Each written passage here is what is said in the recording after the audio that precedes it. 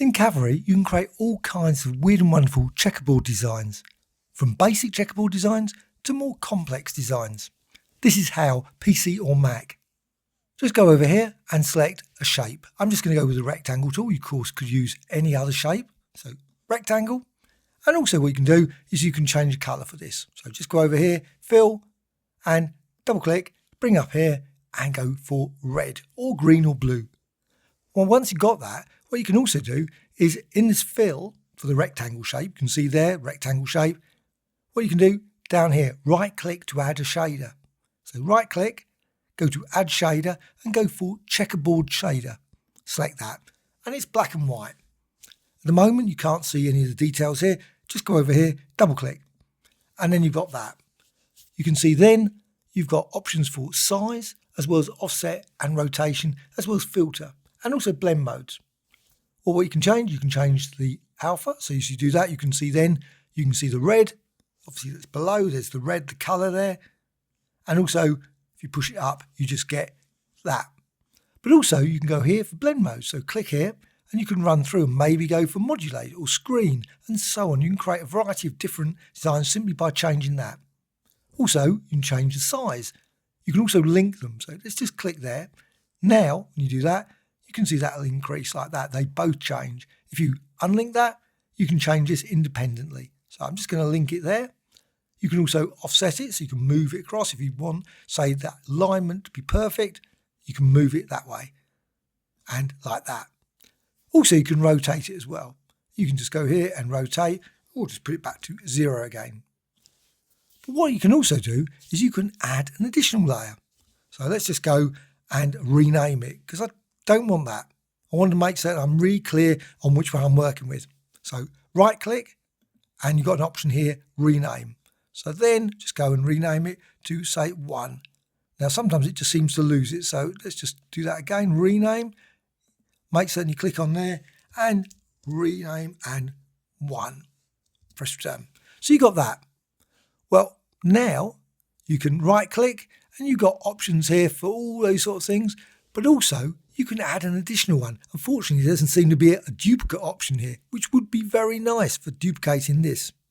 But you can go over here to shaders and again, click there and you think there would be an option for duplicate. Unfortunately, there's nothing there. Now it's possible there's another menu option for that, but at the moment, I haven't discovered it. So add shader and again, go down here to checkerboard shader. Now you could, of course, use any of the other shaders as well, but let's just go and stay with checkerboard. So checkerboard shader, and you get exactly the same as you had right at the start. But now you've got 2 there. And you can, of course, go to this one and you can double click and you can say, oh, you know what, let's just change that. And here's the shader for this one, the attribute editor, and you've got shader 2. That's why I went for the different numbering. Otherwise, it starts to get to the point where you think, oh, is that the first one, second one? So just rename it straight away. And then you can modify this. And you can see now if I modify this, this pushes this out. This one doesn't change because I haven't linked them. And also you can move that around, and so on. But at the moment, you'll notice what's happening. All you're seeing is this. Don't want that. You can go over here. You can change the alpha, which is really nice. You can go like that. You can see now through it to see those red checkerboards. Or you can increase it there to 100 again. Or just go to blend mode. So just go through there and maybe go for, say, something like soft light or exclusion or difference. You can create all kinds of weird and wonderful ones. Maybe like this, colour burn. Well, once you've got that, you think, great, what else can I do with this? Well, you can apply effects as well. So if you want to have it vary, simply make certain you've got the rectangle shape there selected.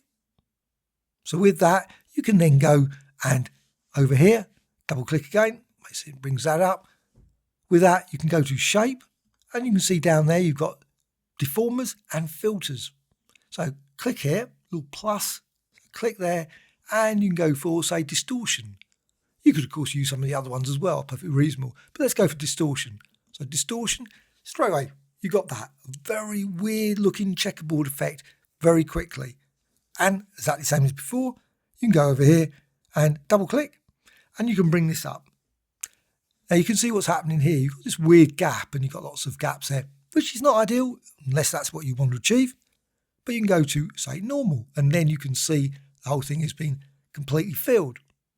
And you can then go over here, change the amplitude, and you can see as you do that, breaks it, goes that way, and you can create some truly weird and wonderful checkerboard effects.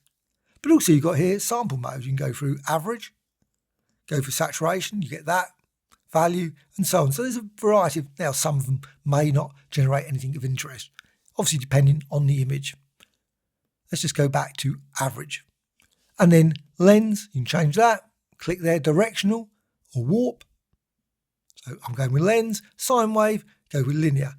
But if you go for, say, directional, you've got other options that are available. So you can displace like that, or undo, or go for padding, which fills it out like that, or go that way, as well as directional, and so on. You can create a variety of different designs, or warp. Warp's quite an interesting one as well, and you can see the result there.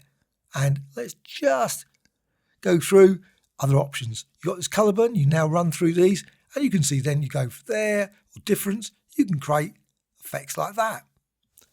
Also, of course, you can multiply and duplicate these ones as well. You can create multiple copies, maybe use the duplicator to create even more interesting combinations of this checkerboard effect in CAVALRY.